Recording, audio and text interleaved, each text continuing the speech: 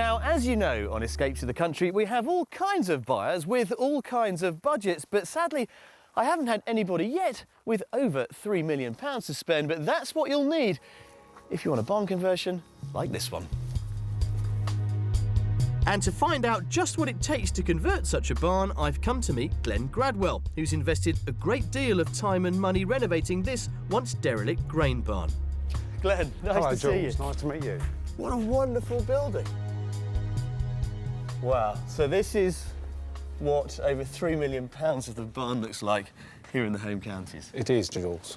Now, I'm guessing that for that sort of money, you've had to do a fair bit of work to it. Hell of a lot of work. We bought this as a wreck 18 months ago. Well, I can't wait to see what you've done with the space inside, because even, you know, just looking at it from out here, it's a huge building as barns go. This is enormous. It is enormous. There's 10,000 square feet of space. Well, let's go and have a look around. I can't wait. Well, if it's half as promising as the outside suggests, we should be in for a real treat.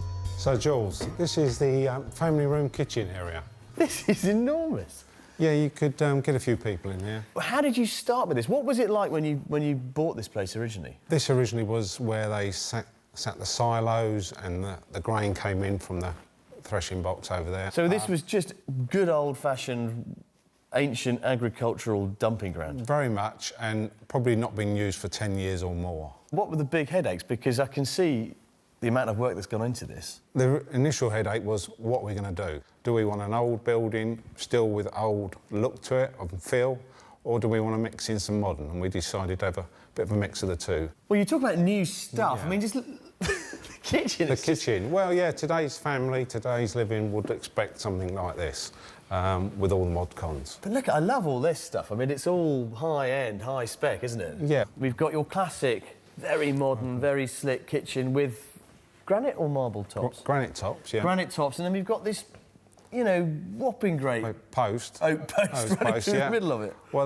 that's part of what the conditions are when you take on a Grade 2 style-listed building. You have to keep the structure. It has to stay in its position. You can't cut it, carve it.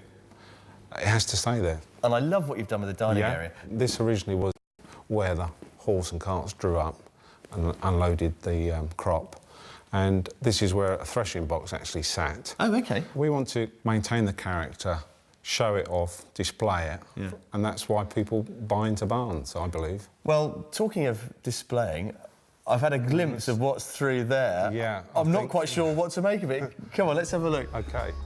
And what I can tell is that there is clearly a lot more to this grand structure than a glorious carport. What a space. This is extraordinary. It is. Have you deliberately kept this au naturel?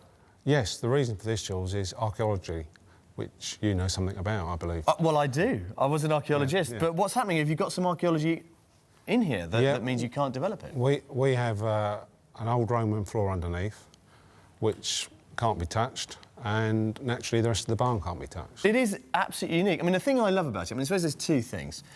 One is that you've preserved a very unique picture of a late 16th century barn. The great thing about this space is to see how we incorporate the new structure with the old. Come and take a look back here, Jules. So what have we got? We've got...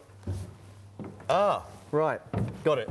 OK, so I can see now very clearly that's the new build slotted into the old, yeah. The medieval barn. That's what we call the pod within the structure. The pod? The pod, Is that a trade term? It is, yeah. It's familiar amongst us builders. I've never heard it before, but I like it. Hats off to you. I think it's a very, very clever solution to a very difficult issue of preservation, yet still trying to produce a home. But there's a lot more of it up there, isn't there? There is. Do you want to have a look at the rest of it? absolutely. Come on. As we head back in, Glenn explains that the pod is completely self-contained within the structure of the barn by its own steel columns, so that no stress is placed on the original barn itself. This is the first floor of the pod. The pod, I love it. I love this pod idea. Yeah.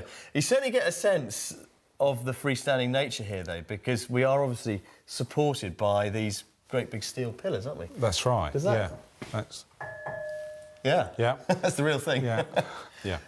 And of course, we're overlooking this lovely little courtyard with this huge glazed window. Yeah. What's actually in the courtyard itself? We have a range of buildings there which are Victorian. Yeah. We have 2 bedrooms with ensuite. In the rest of the property, there are 3 more spacious bedrooms, all with their own en-suites. But we're heading up to look at the master. Right up to the top.